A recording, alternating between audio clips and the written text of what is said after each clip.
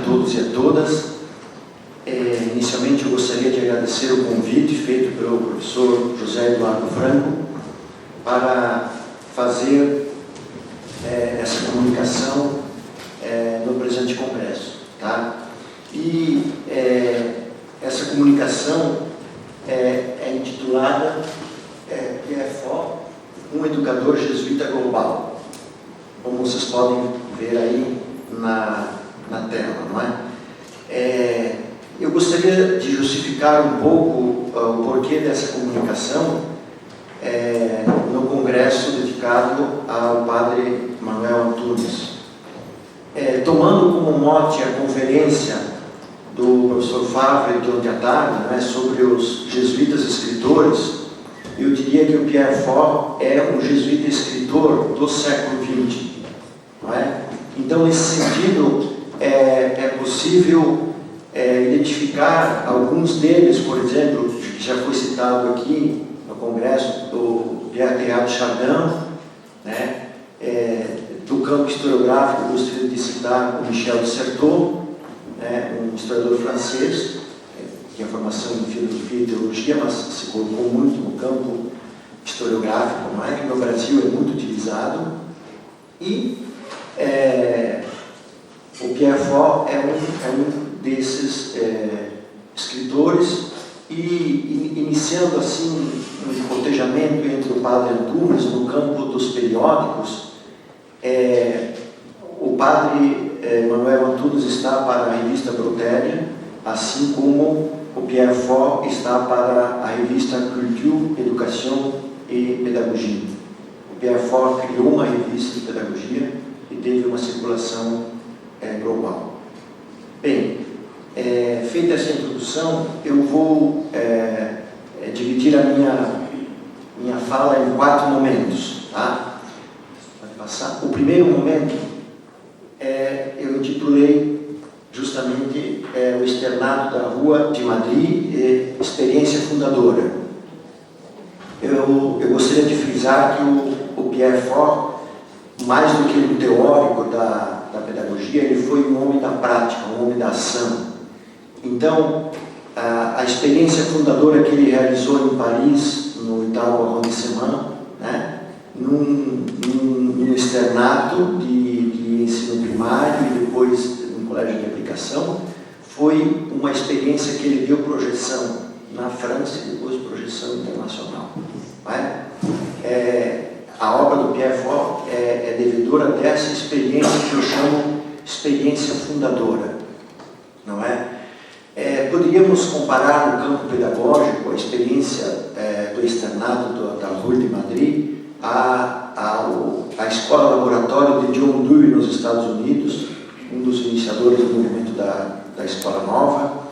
Podemos também comparar essa experiência àquela realizada pela Maria Montessori na Casa dei Bambini, né, Casa das Crianças, em Roma, né, ou ainda a École de l'Ermitage de Ovidio de Crolles, na Bélgica, né? São experiências fundadoras da renovação pedagógica, não é? Então, essa experiência foi muito impactante, porque é sobretudo a partir dela que o Pierre Faure vai teorizar sobre a pedagogia, certo? Ele começou como um educador, né? Nessa escola pioneira, mas depois ele vai se dividir também entre pensar uma outra pedagogia, não é? E nesse sentido, eu abordaria agora o segundo ponto, não é? Que é justamente a atividade de Pierre Faure como professor de História da Pedagogia no Institut Catholique de Paris, não é? Então, ele dirigiu essa escola pioneira que eu falava antes, mas também ele passou a ministrar um curso em que ele relê os pedagogos desde a antiguidade até o século XX, a partir dessa dupla chave da renovação pedagógica, com a qual ele dialogava e com os critérios da Igreja Católica, não é? Que é a tradição católica, que é muito devedora à raça estudiosa dos jesuítas, mas no século XX ela foi atualizada pela encíclica papal de 1929 sobre educação, não é? Então aí nós temos essa dupla ancoragem da pedagogia de Pierre Faure, não é? Então pode passar o próximo slide. Eu projetei aí o programa dele, quem que ele abordava nessas aulas, né? Vocês podem observar um diálogo com diferentes matrizes do movimento da Escola Nova, né? Vocês veem o John Dewey, vocês veem o Freinet, por exemplo, que está colocado aí, Maria Montessori, não é? E até num dos itens aí aparece o Makarenko, que é um historiador soviético, né? Com a qual ele também dialogou, não é? Então, o Pierre Faure, nesse curso, ele vai burilando a sua proposta pedagógica. E, pode passar? O terceiro ponto da minha fala é justamente sobre a pedagogia personalizada e comunitária, né, que eu chamo a Escola Nova de Pierre Faure. Ele vai formulando essa proposta pedagógica, como eu falava antes, né, dialogando, não é, muito de perto com o movimento da Escola Nova, não é, que é o principal movimento da renovação pedagógica no século XX. Não é? Então, nesse sentido, nós podemos ver assim, nesses jesuítas escritores, um cosmopolitismo, não é? Ou como Pierre Bourdieu diria, o capital cosmopolita, né? Eles não teriam, como o padre Antunes, dialogar com o marxismo, como vimos na conferência de manhã, né? O Pierre Faure não temia nenhuma proposta pedagógica, ele dialogou com todas, não é? E daí ele vai extrair, ele vai construir uma pedagogia própria, que inicialmente se chamou pedagogia personalizada. Por que personalizada? Porque ele propunha quebrar a massificação da escola tradicional, levando o aluno para o autogoverno, levando o aluno para a autoeducação, certo? Mas no final da vida, Pierre Faure ele vai corrigir um pouco esse conceito que ele achava que na proposta dele era limitante, pedagogia personalizada. E o último livro em que ele teoriza a pedagogia, ele vai chamar pedagogia personalizada e comunitária. Ele não queria que os alunos caíssem na individualização. Aí, nesse sentido, ele tinha uma crítica ao método de Maria Montessori, que tendia ao individualismo. Inclusive, ele buscava argumentações teológicas para essa dimensão comunitária da educação. Ele diz: Deus são três pessoas, né? Deus é trino, né? Então é necessário ter a dimensão. Então, em termos pedagógicos, a proposta pedagógica de Pierre Faure, ela previa todo um processo de personalização por meio do uso de fichas. Até os críticos ao Pierre Faure vão falar que ele inventou um método das fichas, né? Isso, evidentemente, que vários autores criticam muito, mas ele utilizava as fichas para dar roteiros para os alunos estudarem. Vocês percebem que aí há um viés bem montessoriano, não é? Mas ele previa também momentos de socialização, que em alguns momentos ele vai chamar de seminários, que nós usamos hoje seminários, né? Mas ele previa uma socialização, uma colaboração entre os alunos. Pode passar? E nesse sentido, eu penso que o diálogo mais instigante que eu identifiquei na pedagogia faureana foi justamente entre esse educador francês e outro educador francês chamado Célestin Freinet, não é? Vejam, aí há um diálogo entre um padre jesuíta e um educador ligado ao marxismo, filiado uma boa parte da vida ao Partido Comunista Francês, não é? Ele dialogou com o Freinet, ele vai, evidentemente, refutar algumas ideias de Freinet, mas ele vai acolher com muito aplauso outras ideias dele. Então, eu gostaria de ler esse fragmento que está justamente nesse último livro do Pierre Faure, Pedagogia Personalizada e Comunitária. E vejam só, eu escolhi esse excerto porque eu acho ele muito rico. Ele diz o seguinte: os fundamentos psicológicos dessas técnicas frenetianas, Freinet, são mais que discutíveis. Freinet apoiava-se em Pavlov, na sua psicologia do reflexo condicionado e da tentativa experimental.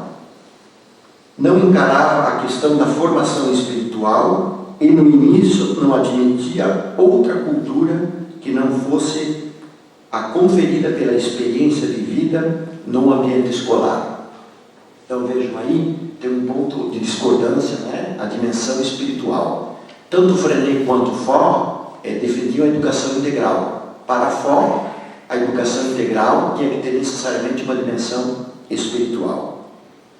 Idealista como ele só, Freinet excluía a ideia e tudo o que ultrapassasse o sensível. No intuito de libertar a criança das servidões sociológicas e econômicas, confinava-a sem querer no seu restrito âmbito da vida. Violentamente apaixonado pelos textos livres, vejam, o texto livre é o primeiro passo da pedagogia freinetiana, não é? O Freinet era contra a escola tradicional e ele vai justamente desconstruir a escola tradicional, propondo aos alunos o primeiro passo dos textos livres, e depois a correção dos textos, e depois a impressão, não é? E depois a confecção de jornais, né? Que foi o pioneiro da imprensa na escola. Então, os textos livres, né? Então, o Pierre Faure capta muito bem a perspectiva freinetiana. Então, violentamente apaixonado pelos textos livres, pelas poesias espontâneas, privava seus alunos da cultura propiciada pelos belos textos e autores famosos. Então, vejam aí, uma crítica, não é? Verdade é que tinha de haver-se com alunos jovens e recusava-se prendê-los em um manual escolar. E nisso não errava. Vejam, né? Novamente, um elogio. Então, vejam só, nessa direção, eu apenas mostrei um exemplo, né? Mas a pedagogia personalizada e comunitária de Pierre Faure teve um diálogo muito amplo, muito abrangente com os autores do movimento da Escola Nova e outros autores também, todos os autores, não é? Então, essa abertura, esse cosmopolitismo é definitivamente marcante. E nesse sentido, pode-se afirmar, seguramente, que o Pierre Faure foi um dos grandes representantes do que a historiografia da educação chama a Escola Nova Católica. Não é? Escola Nova Católica. Porque, evidentemente, que houve confronto, seguramente no Brasil, mas no mundo, não é? Entre os autores do movimento da Escola Nova e o grupo católico. Não é? Houve confrontos. Não é? Mas esse confronto é insuficiente para entender a complexidade. De sorte que eu me alinho com aqueles historiadores que acreditam que a Igreja Católica se apropriou do movimento da Escola Nova a partir dos crivos dos filtros católicos. Né? De sorte que surgiu ali esse hibridismo chamado escola-novismo católico. Né? E Pierre Faure foi um mestre no sentido de extrair daqueles autores, mesmo que estavam fora do campo católico, ideias, sobretudo os métodos que concorriam para a produção de um método pedagógico inovador. Não é?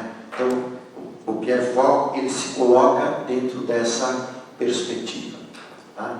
E o último ponto, eu vou falar um pouco sobre o que chamo a circulação global de Pierre Fort, não é? Mostrar um pouco, tomando o espírito do congresso aqui, não é? Como Pierre Fort, ele produziu uma experiência que evidentemente foi disseminada pela França, sim, né?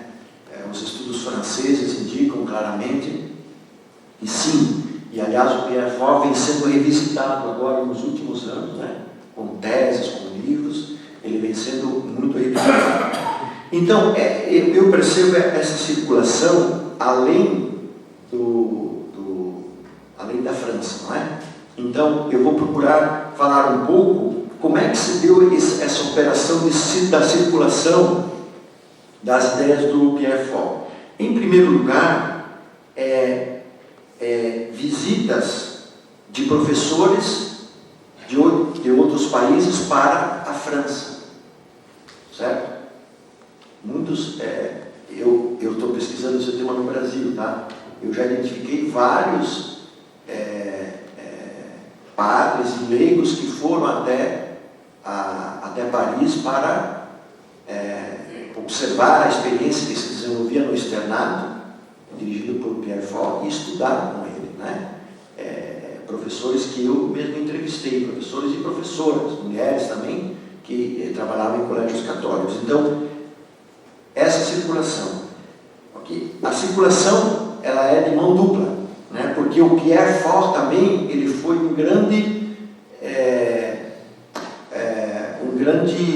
conferencista em vários países, né? Em vários países. Então, ele mesmo circulou em muitos países. E no Brasil, particularmente no Brasil, ele esteve duas dezenas de vezes ele esteve no Brasil. Ele esteve muito presente no Brasil.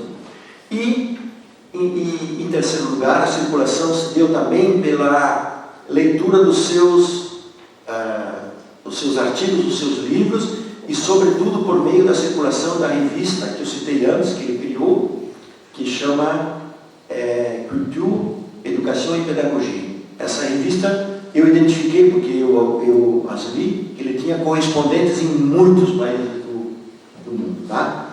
Então, já para ir concluindo, eu só gostaria de citar alguns países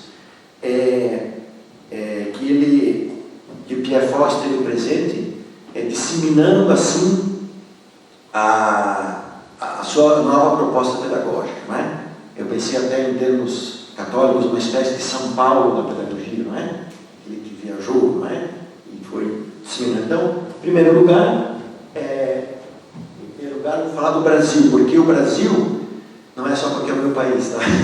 O Brasil é porque foi o primeiro país que ele foi convidado, tá? Certo? E aí houve um mecanismo muito específico. Depois da Segunda Guerra Mundial, a Igreja Católica criou no Brasil a AEC, Associação de Educação Católica. E o primeiro dirigente dessa associação foi um jesuíta, o Padre Alonso. E o Padre Alonso foi para Paris para visitar, e é ele que vai fazer o primeiro convite, né? De sorte que o Pierre Fort faz uma primeira semana pedagógica na cidade do Rio de Janeiro em 1955. Tá aí, né? Depois, no ano seguinte, ele esteve em São Paulo, em 56. Depois, 59, quando ele vai preparar os professores para as classes experimentais do ensino secundário. Tá? E a partir dos anos 60 e 70, ele vai praticamente todos os anos ao Brasil, sobretudo nas nossas férias de janeiro. Tá? Então, o Brasil foi o primeiro país e um país muito visitado. Segundo lugar, não é? a Colômbia, não é? Sobretudo na Universidade Jesuítica da Colômbia, ele teve um trabalho extraordinário. Pode passar. Depois o Chile também, a América Latina, nesse sentido, foi um grande espaço de disseminação da pedagogia personalizada e comunitária. Pode passar, então. El Salvador também teve presença, e aí eu estou concluindo. E o México.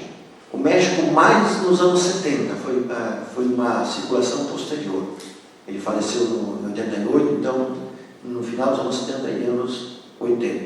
Pode passar. Fora da América Latina, então, Líbano, Síria, Espanha. A Espanha já no final do franquismo, ele já tem uma atividade lá e tem um núcleo forte. E Portugal, queria trazer Portugal aqui porque ele esteve na Semana Pedagógica com o Pierre Faure, na Escola Santa Mafalda, no Porto, em 78. Aí já depois na redemocratização. E por último, para dar um caráter ainda mais global, o Japão, não é?